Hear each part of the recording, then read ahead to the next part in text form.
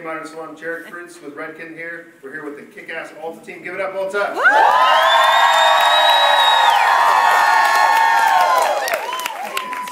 Alright, we're going to take you through. Now, this is a way, all of us have different styles of balayage, and this is not the pure form of balayage.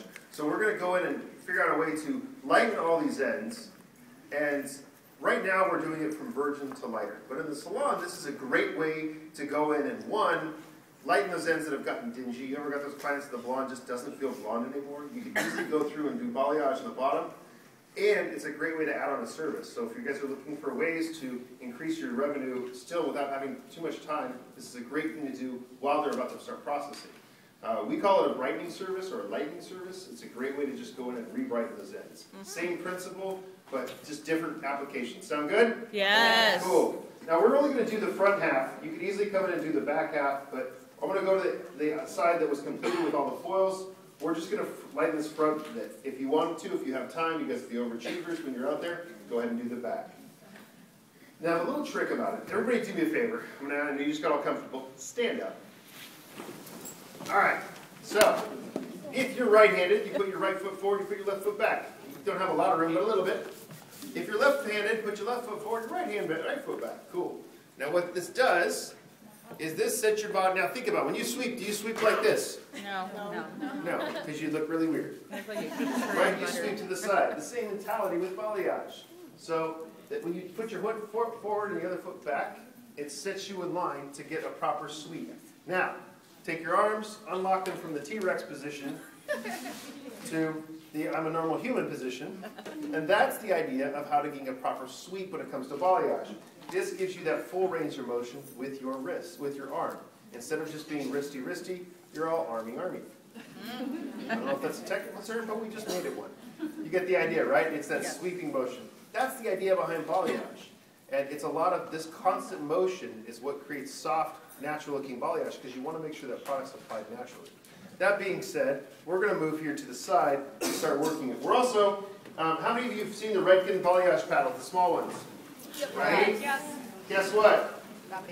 Big one. I know, right? It's like, it's everything you love about the small one, so our 50 Shades of Redken paddle just got bigger. So, good. Nice part about this, that width allows you to have more areas so you can work on those bigger sections, especially in this area where we're doing ombrelage. Now, it also has a textured side, so it helps hold the product. Especially if you get a product that's not evenly mixed, it'll help really get that nice smear on there.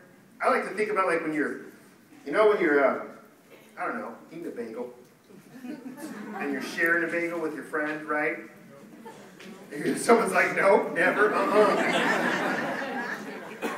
right, but like what you want to always think about, especially with balayage, is you want to think about the half of the bagel you're keeping for yourself. Think that through. You know how when you give your friend his bagel, their bagel with the cream cheese, it's all like, well, I cut it in half. That was your half, and like you can see bread through it. And you're like, oh, sad face, and you're just like, oh yeah! That's balayage. That's what proper balayage should look like. It should be really saturated, really get the color on there, because the more product there is, the lighter it is. The second bleach gets dry, it stops working.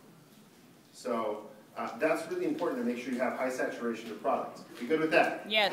Cool. Here's what we're going to do. We're going to take 2 foils. How many foils? 2.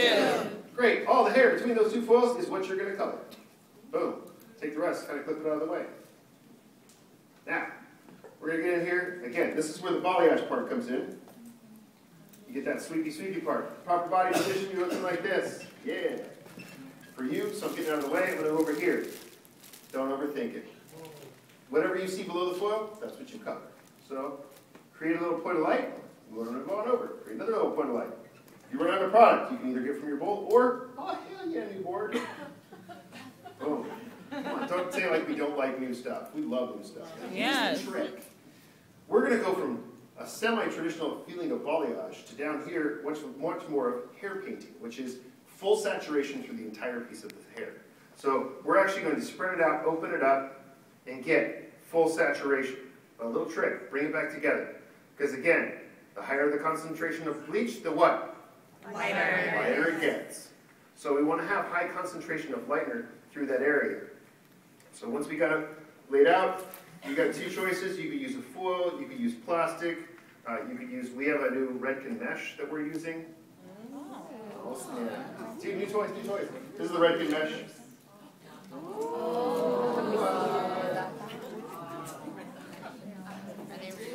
It's a limited order right now, but eventually if people love it, you get more. Here's why are we using this?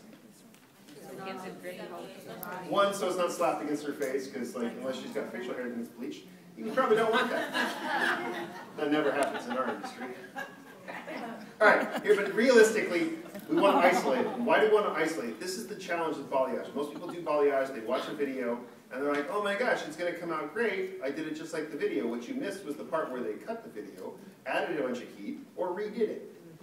Yeah. So the idea behind the foil is to help, or any type of isolation, is to let the heat stay in, keep it moist, sorry, use that word, keep it wet, so the longer it's wet, the lighter it lips. Whatever. How do you want your cupcake? Huh? You want your cupcake dry? No, you want it wet.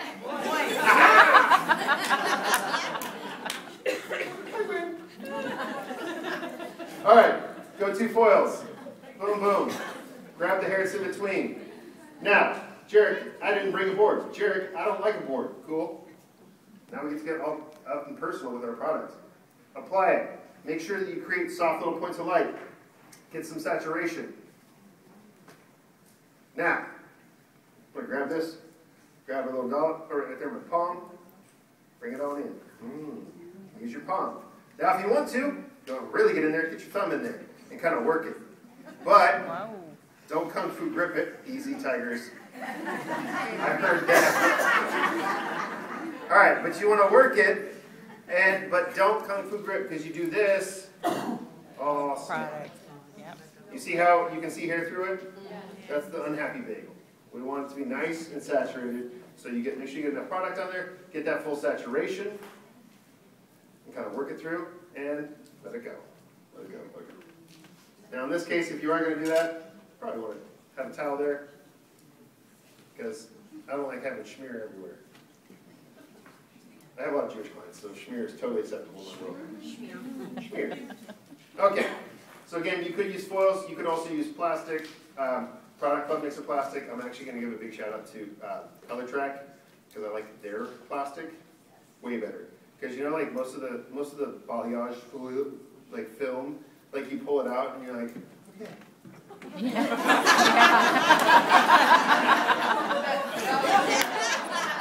And then your second piece, you're like, and someone walks by and it's all. Oh, I hate balayage. So, you know, find a film where it's thick enough, or use the mesh, and that you don't have to worry about it like all. Yeah. So, oh my God, that always kills me. Very first time I tried some of that film, I was on stage at Symposium. And like someone's like, "Do you need an assistant?" And I'm like, "Yeah." No, but like, you know, find a film that works for you, find a mesh that works for you, and you could even use foil. There's no reason you have to bust out mesh. Now, if you have it sitting there, here's a little trick. We have a lot of tools, right? And we call them toys or little things. They're tools. And anytime we have to bring another tool out, what do we need to do? Charge for it. You know, we make all these awesome detailing brushes, or the edging brush that you saw with Sean, or any of those types of pieces. Those are tools that elevate our game, elevate our business. That's how we charge more money. They go, "Oh my gosh, what's that?" And you're like, "Dude, that's my new edging brush." "Well, what's it for?" "It's blending two colors. It's an amazing color melt." And they're like, "Ooh, I want that." And you're like, "That's an artistic charge." Well, then how can I have it? You got to pay for it. No, I mean, we don't have to be mean about it, but we have to be honest with our clients and our guests. We've got to charge for what we're worth. That's our biggest challenge, is we don't charge it. A lot of times what we happen is we go to, you ever do that where like she comes in and you do all these awesome things because you're like, "Oh my God, I want her to love me." Don't act like you don't. We all do that because we want our clients to love us. And then we go back up to the front desk and what do? Bye. What? Bye. We basically hide all the things we did. Right? I'm not going to charge her for that. I'm going to give her that. No. And you start marking the price down. And then she leaves, and then you're like, "How'd she go? Was she happy? Was she unhappy? Did she take the card out and was like, yeah, or like, oh, which card should I use? Like, we worry about how she's going to pay. And I know you guys are all experts, so you're already halfway there, but we really have to think about how are we approaching the client. The craziest part of it all, when we're talking pricing, start by talking to the client about the price at the beginning. First thing out of the gates. Don't wait.